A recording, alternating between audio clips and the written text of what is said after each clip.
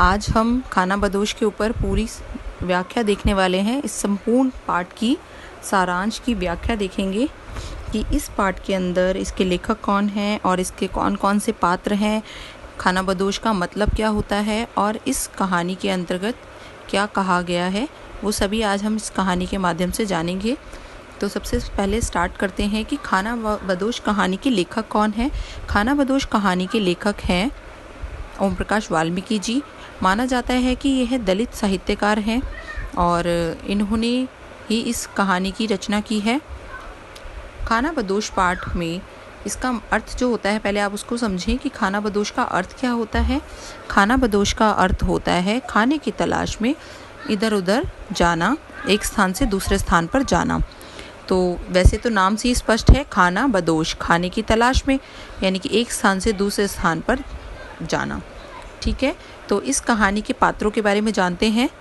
कहानी के पात्र हैं मानो, सुखिया, किसनी, महेश, जसदेव, असगर ठेकेदार, मुख्तार सिंह और सूबे सिंह। कहानी का आरंभ होता है भट्टे की ज़िंदगी से। तो यहाँ पर एक ईंट का भट्टा दिखाया गया है बच्चों, जहाँ पर ईंटें बनाई जाती हैं, सांचों में ढाली जाती हैं और उनका निर्माण किया जाता है। तो यहाँ पर जो मानो और सुखिया हैं वो अपने काम की तलाश में ईंटों के भट्टे पर आते हैं और वहाँ पर उनको काम मिल जाता है। तो जो भट्टे का जो मालिक होता है उसका नाम होता है मुख्तार सिंह और उसी के बेटे का नाम होता है सूबे सिंह। और असगर जो होता है वो होता है ठेकेदार। आपने देखा होगा जब भी किसी बिल्डिंग का निर्माण होता है या किसी जगह का निर्माण किया जाता है तो उसमें ठेकेदार रखे जाते हैं और वही मज़दूरों को लेकर आते हैं। तो इसी तरीके से इस कहानी के अंदर असगर जो है वो एक ठेकेदार है बच्चों। और जो कहानी का प्रारंभ होता है कि मानो और सुखिया एक दंपत्ति जोड़ा है, यानी कि पति पत्नी है। तो मानो इसमें स्त्री पात्र है और सुखिया इसमें पुरुष पात्र है। और इस कहानी के अंतर्गत कहानी का प्रारंभ तो हम कर चुके हैं, लेकिन हम ये ज़रूर जानेंगे कि इसके अंतर्गत क्या दिखाया गया है। इसमें जो निम्न वर्ग के लोग होते हैं, मजदूर वर्ग के लोग होते हैं, इनका शोषण किया जा रहा है उच्च वर्ग के लोगों द्वारा।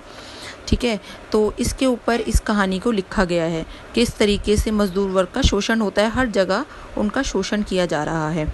तो जो कहानी है उसमें भट्टे की ज़िंदगी दिखाई गई है कि किस तरीके से पूरे दिन तो भट्टे पर रौनक लगी रहती है, सभी लोग काम करते हैं, लेकिन शाम को अंधेरा होते ही बहुत ही सन्नाटा सा छा जाता है, अंधेरा हो जाता है और कीड़े मकोड़े, बिच्छू ये सब निकल आते हैं। तो इसमें सुखिया जो है, इसमें सुखिया और मानो जो है वो इस भट्टे की ज़िंदगी से तालमेल नहीं बिठा पाती है। उसे बहुत डर लग रहा होता है। शुरू में जब भी हम कभी कहीं नई जगह जाते हैं तो हमें भी वो चीज़ एकदम से नहीं भाती और हम उस वातावरण में अपने आप को एडजस्ट नहीं कर पाते। तो इसी तरीके से जो मानो होती है वो उस भट्टे की ज़िंदगी से अपना तालमेल नहीं बिठा पा रही होती है। शाम होती उसे डर सा लगने लगता है। तो इसी तरीके से कहानी का आगे बढ़ती है और कहानी में आते हैं दो अन्य मुख्य पात्र, महेश और किसनी। अच्छा, उससे पहले हम ये जानेंगे कि सूबे सिंह क्या किस तरीके से कहानी में आता है। मुख्तार सिंह कुछ समय के लिए बाहर चला जाता है तो वो अपने बेटे को, सूबे सिंह को, भट्टे का काम सौंप कर जाता है और भट्टे पर आने लगता है सूबे सिंह।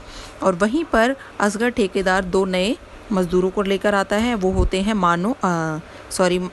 किसनी और महेश। किसनी और महेश ये दोनों भी एक दंपत्ति जोड़ा है जिनकी 6 महीने पहले ही शादी हुई होती है। और महेश जो होता है वो गरीबी में लोग क्या करते हैं, अक्सर मतलब कुछ शराब पीने की आदत हो जाती है किसी किसी को। तो इसी तरीके से महेश शराब पीने की आदत होती है, तो वो कुछ काम करना पसंद नहीं करता। तो वो पूरे दिन भट्टे पे उनको झुग्गी झोपड़ियाँ मिली होती हैं रहने के लिए, तो वो उसमें ही सारा दिन पड़ा रहता है। तो किसनी ही सारा काम करती है भट्टे पर और वहीं पर नज़र पड़ती है सूबे सिंह की किसनी के ऊपर। किसनी जो है वो एक नवविवाहित स्त्री है और सूबे सिंह जब उसको देखता है तो वह उसको अपने ऑफिस के काम में लगा लेता है और उसकी नज़र उस पर पड़ती है, वो सारे काम उससे ऑफिस के करवाता है। और यहाँ पर आप देखेंगे कि किसनी पर वो गलत नज़रों को डालता है गलत नज़रें होती हैं उसकी, और किसनी वहाँ पर किसनी को कभी वो ट्रांजिस्टर ला कर दिया करता है, कभी वो उसको कोई नई नई चीज़ें ला के दिया करता है।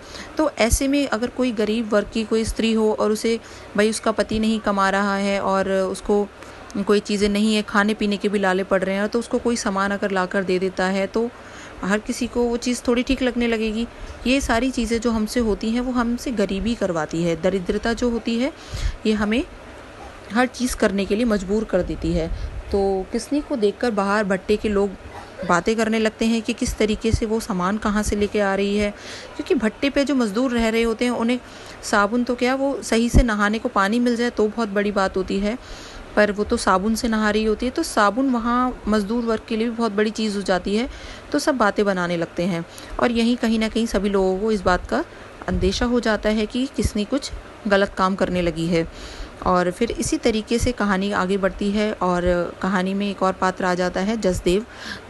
जसदेव जो होता है वो भी एक मज़दूर होता है, वो भी काम की तलाश में भट्टे पर आकर ईंटें बनाता है और वो रहता है मानो और सुखिया के साथ ही, उन्हीं की झुग्गी में वो रहता है। सुखिया जो मानो जो होती है वो उसको खाना बनाकर भी देती है, उसके साथ ही वो लोग काम करते हैं सारे मिलकर।